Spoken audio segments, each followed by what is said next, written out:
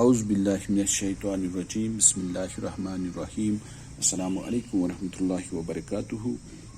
امید ہے کہ آپ خیریت سے ہوں گے۔ خیر مقدم ہے آپ کا کلاس 9 جیوگرافیہ میں۔ ہم بات کر رہے تھے فارسٹ ڈیولرز کی، پیسٹرولسٹس کی، تو کس طرح سے یہ ایک ملک کی اکانومی میں کنٹریبیوٹ کرتے ہیں۔ اس کے بعد جو ہمارا جو یہ لیسن ہے جس کا نام ہے فارسٹ سوسائٹی اینڈ کالونیلزم، تو اس میں ہم نے دیکھا کہ کس طرح سے جو یہ فارسٹس ہے ان سے ہمیں forests they give us many things, rather trees give us many things, ہمارے کلوتھس، ہمارے آپ کے اسکول میں بنی ہوئی ٹیبل، چیئر، ونڈوز، ڈورز، ٹھیک ہے، یا اسی طرح سے جو گم آپ استعمال کرتے ہیں، یا اسی طرح سے بہت ساری چیزیں، ٹھیک ہے۔ اس کے علاوہ میڈیسنز بھی ہم ان سے حاصل کرتے ہیں، ٹھیک ہے۔ ان کا جو ٹمبر ہوتا ہے ڈفرینٹ پرپز کے لیے ہم استعمال کرتے ہیں، اور ساتھ ہی ساتھ لیکن ہم نے دیکھا کہ جو فارسٹ ایریاز ہیں، ٹھیک ہے، ان کو 200-300 سالوں میں، پچھلے 200-300 سالوں سے جب سے انڈسٹریلائزیشن کا زمانہ آ گیا ہے، جو فارسٹ لینڈ ہے یہ کنورٹ کیا گیا into agricultural land to set up industries and for pastures and other use, they were also put other uses as well, ٹھیک ہے۔ تو یعنی اس فارسٹ لینڈ کو مختلف پرپز کے لیے استعمال کیا گیا، اور جو فارسٹ کور تھا انڈیا کا یا پورے ورلڈ کا، وہ ریپڈلی کیا ہوا، وہ ڈپلیٹ ہوا، ڈکریز ہوا، ٹھیک ہے۔ اور اس کے بعد جو ہم نے بات کی تھی ڈیفارسٹریشن کی، ڈیفارسٹریشن ہم بولتے ہیں ڈس اپیئرنس آف فارسٹس، ٹھیک ہے، یعنی یا سمپل ورڈز میں ہم کہیں گے cutting of trees, indiscriminate cutting of trees, ٹھیک ہے۔ جب آپ پیڑ کاٹتے ہیں اس کو ہم کہیں گے ڈیفارسٹریشن، ٹھیک ہے۔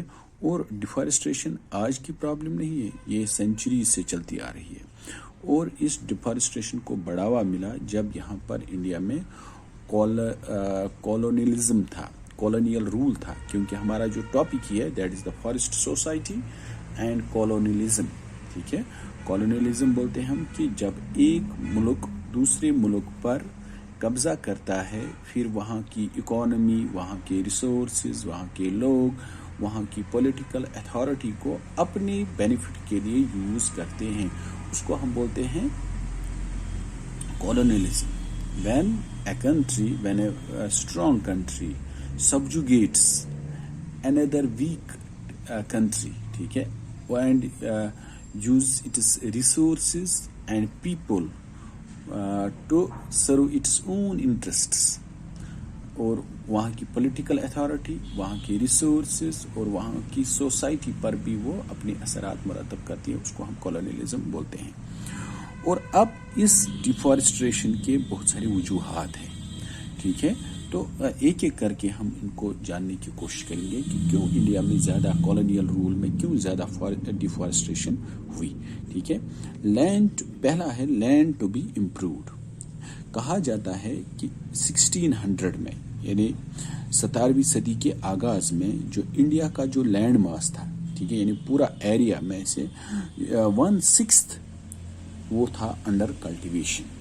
1/6 مینز آلموسٹ 16%، یعنی جو انڈیا کا ٹوٹل ایریا ہے تو اس کا 16% لینڈ انڈر کلٹیویشن تھا، یعنی وہاں پر ایگریکلچر پریکٹائز کیا جاتا تھا، ٹھیک ہے۔ لیکن اگر ہم آج کی بات کریں گے کہ جو انڈیا کا جو ٹوٹل ایریا ہے اس کا ہاف آیا ہے انڈر کلٹیویشن، یعنی آپ اندازہ لگا سکتے ہیں 300 سالوں میں ہندوستان 16% سے 50% تک آ گیا جو انڈیا کا ٹوٹل ایریا۔ اور کیوں یہ انڈیا کا زیادہ ایریا انڈر کلٹیویشن آ گیا، اس کا جو بنیادی وجہ ہے تو that is increase in population. جب آپ کی پاپولیشن انکریز ہو جائے گی تو آپ کی ڈیمانڈ فار فوڈ ول گو اپ، ٹھیک ہے۔ اور اس سے کیا ہوا، جب پاپولیشن بڑھتی گئی تو آپ کی فوڈ کی ڈیمانڈ بڑھتی گئی, آپ کی کلوتھنگ کی ڈیمانڈ بڑھتی گئی, آپ کی شیلٹر کی demand these are the basic necessities of life, food, clothing and shelter. ٹھیک ہے, تو جب پاپولیشن بڑھتی گئی تو اب آپ کو فوڈ زیادہ چاہیے, آپ کو کلوتھس زیادہ چاہیے, آپ کو شیلٹر کی بھی ضرورت. اور پیزنٹس جو تھے انہوں نے اپنے فیلڈس کی باؤنڈریز کو ایکسٹینڈ کرنا شروع کر دیا, اور اس کا جو ڈائریکٹلی اثر پڑا کہ فارسٹس کو کلیئر کیا گیا. The trees were cut down in the forests. ٹھیک ہے, فارسٹس کو کٹ کیا گیا, اور اس کے بعد نئے لینڈز وجود میں آ گئی. ٹھیک ہے, اور کالونیل پیریڈ میں جب 17th یا 18th سینچری میں ہندوستان میں کالونیلزم اسٹیبلش ہو گیا, کالونیل رول اسٹیبلش ہو گیا, بلکہ 18th سینچری کے مڈ میں. ٹھیک ہے, تو اس کے بعد کلٹیویشن بھی ریپڈلی انکریز ہو گئی ڈیو ٹو ویریس ریزنس. ٹھیک ہے, فرسٹلی جو برٹشرز تھے انہوں نے انکریج کیا کمرشل کراپس کو. کمرشل کراپس وہ کراپس ہوتے ہیں جن کا مارکیٹ ویلیو ہوتا ہے, جن کا کمرشل ویلیو, جن کا بزنس ویلیو ہوتا ہے, جیسے جن کی ڈیمانڈ تھی مارکیٹ میں. جیسے jute was a cash crop, commercial crop, cash crop jute, جس کو ہم پٹسن بھی بولتے ہیں. تو شوگر یا اسی طرح سے ویٹ یا cotton, these were called as commercial crops. Rather, we can say they were the cash crops.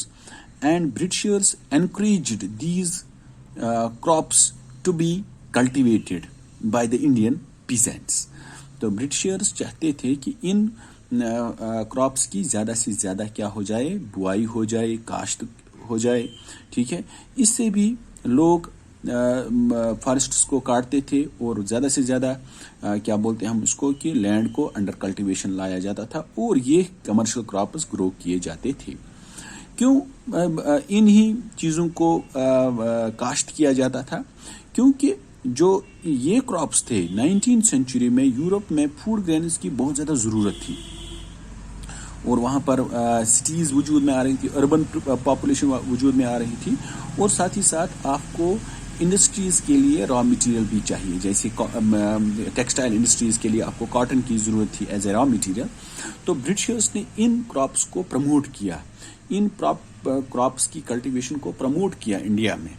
تو اب جو کسان تھے وہ انہی چیزوں کی بوائی کرنے لگے اپنے کھیتوں میں. ایک تو فوڈ گرینز کی بھی ضرورت تھی, دوسرا کہ جو را مٹیریل چاہیے تھا ان کی فیکٹریز کے لیے, ان کی انڈسٹریز کے لیے. ہو گیا ایک ریزن کہ برٹشرز نے انکریج کیا کمرشل کراپس کو گرو کرنے کے لیے. دوسرا ریزن جو تھا کہ ارلی 19th سینچری میں, یعنی 1801 سے لے کر جو کالونیل اسٹیٹ تھا, ٹھیک ہے, انہوں نے تصور کیا کہ جو فارسٹس ہے یہ ان پروڈکٹیو ہے, ان فارسٹ سے ہمیں کیا ملتا ہے. ٹھیک ہے, and they considered forest as wilderness, یہاں تو جنگل ہی جنگل ہے. ٹھیک ہے, وائلڈنیس ہی ہے, وائلڈنیس.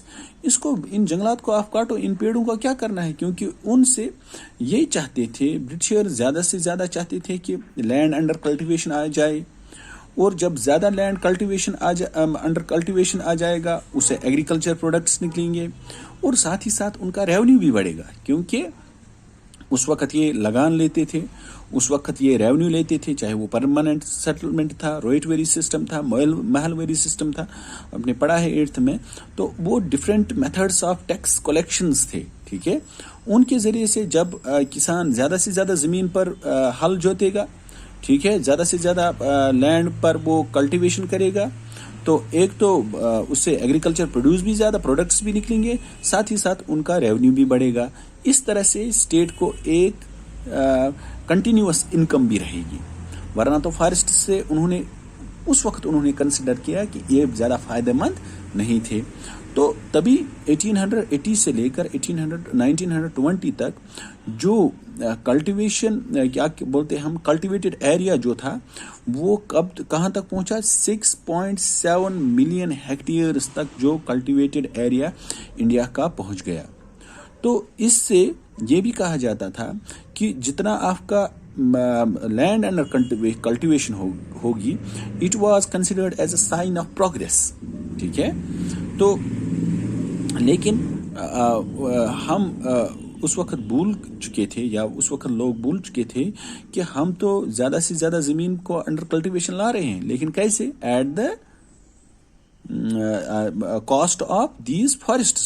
The forests were being cut, they were being cleared in order to make the forest land fit for cultivation. Because the Britishers wanted to increase the cultivated area in order to get more and more revenue, and people were not they were not realizing the importance of the forests. ٹھیک ہے. Moreover, the government was promoting the deforestation, and they were it was patronized that the more you bring the land under cultivation, your revenue, your agriculture produce will be enough, and actually they wanted to increase their revenue. In this way, these were some of the causes. In the initial period of this colonial rule, Britishers encouraged commercial crops because they were having a huge demand in the European markets, and to make available raw material for their industries. And secondly, they considered the forests as unproductive, and they considered it as wilderness, and they wanted to bring more and more land under cultivation so that they can get agriculture products and simultaneously more and more revenue. ٹھیک ہے. تو اس طرح سے یہ وجوہات بنے colonial period میں کہ ڈیفارسٹریشن بھی زیادہ ہوئی کس میں؟ انڈیا میں. انشاءاللہ اگلی کلاس میں ہم بات کریں گے، اگلے لیکچر میں سلیپرز آن ٹریکس، تو وہ اگلے لیکچر میں ہم ڈسکس کریں گے. Thank you.